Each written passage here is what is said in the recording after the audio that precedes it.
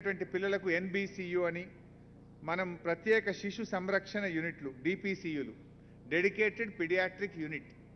పిల్లలకు కూడా పుట్టిన పిల్లలకు కూడా వెంటిలేటర్స్ కానీ ఆక్సిజన్ సౌకర్యం కానీ వారికి అవసరమైన వార్మర్స్ కానీ ఫోటోథెరపీ మిషన్ కానీ ఇవి మనం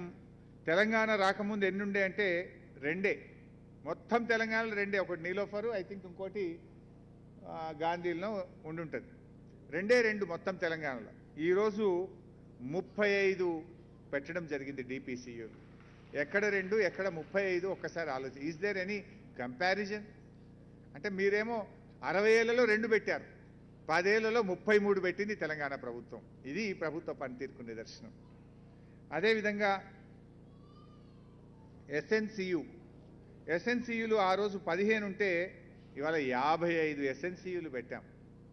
అందుకే ఈ మధ్య చూసి ఒట్టిగా ఫలితాలు ఉట్టిగా రావు కేంద్ర ప్రభుత్వం మన రిజల్ట్స్ ఇచ్చింది mother mortality rate newborn baby mortality రేట్లో గణనీయంగా తగ్గించి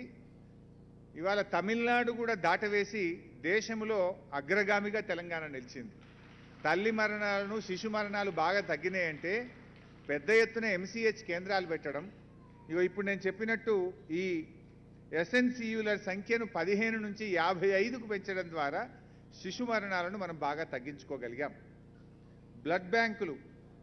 మీరు 60 ఏళ్లలో 28 బ్లడ్ బ్యాంకులు పెడితే 10 ఏళ్లలో దాన్ని డబుల్ చేసి 56 చేసింది తెలంగాణ ప్రభుత్వం కేసీఆర్ ప్రభుత్వం 108 అంబులెన్సులు ఆ రోజు 316 ఉంటే ఇవాళ 455కు 108 అంబులెన్సులను కూడా పెంచాం నియోనాటల్ అంబులెన్స్ అంటే అప్పుడే పుట్టిన పిల్లలకు అత్యవసర సేవలు అందించాలంటే అక్కడి నుంచి హైదరాబాద్కు తేవడానికి ఆ రోజు ఒక్క అంబులెన్స్ కూడా లేదు ఇవాళ 33 జిల్లాలకు 33 నియోనాటల్ అంబులెన్సెస్ కూడా పెట్టడం జరిగింది అమ్మఒడి వాహనాలు గర్భిణీ స్త్రీలకు సేవలు అందించే వాహనాలు ఆ రోజు ఒక్కటి లేదు ఈరోజు రాష్ట్రంలో 300 అమ్మఒడి వాహనాలు పనిచేస్తూ ఉన్నాయి పరమపద వాహనాలు అంటే మనిషి పుట్టుకనే కాదు చనిపోయిన తర్వాత కూడా పేదలు డబ్బులు లేక అంబులెన్స్లకు పైసలు కట్టలేక శవాన్ని తీసుకుపోవడానికి ఎంతో ఇబ్బంది పడుతూ ఉంటారు అటువంటి వారి కోసం గౌరవ ముఖ్యమంత్రి గారు ఎంతో మానవతా హృదయంతో 50 పరమపద వాహనాలను కూడా పెట్టడం జరిగింది ఇంకా ఒక చిన్న ఉదాహరణ చెప్పాలంటే ప్రభుత్వ పనితీరుకు నిదర్శనం ఏంటి నంబర్ ఆఫ్ పేషెంట్స్ ఆ రోజు తెలంగాణ రాకముందు ప్రభుత్వ ఆసుపత్రుల్లో డెలివరీలు 30% ఇప్పుడు ఎంత ఎవరైనా చెప్పగలుగుతారా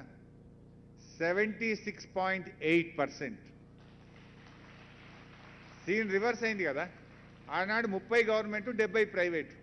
ఇవాళ 70 గవర్నమెంటు 30 ప్రైవేటు ఇది పనిచేస్తే అవుతుందా పని చేయకుండా అవుతుందా